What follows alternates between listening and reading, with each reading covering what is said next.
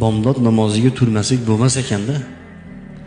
Shu darajada bomdodga paydan bo'lishingiz kerakki, hatto nima to'siyapti sizni? Turolmaslikdan nima to'siyapti? Kech uxlayapsizmi? Yig'ishtirish kerak. Soat nechida tursangiz, nechida uxlasangiz turasiz.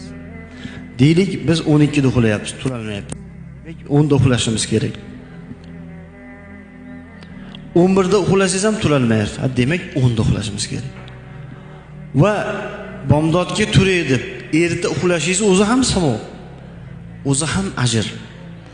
Biz bitta ishimiz bor, kunduzi bilan ishlaymizda, kech payt ko'chaga chiqib olib 11, 12, 1, 2 qilib o'rtoqlar bilan gaplashib o'tiramiz ko'chada. Birorta odam aytmaydiki, "O'ytaroq uxlaylik azizlar, birodarlar, bomdodga turish ham bor" demaydi. Payg'ambar alayhisalom xuftonda keyin o'qib uxlaganlar. Xufton namozini ado etganlardan keyin dunyo gapini gapirishni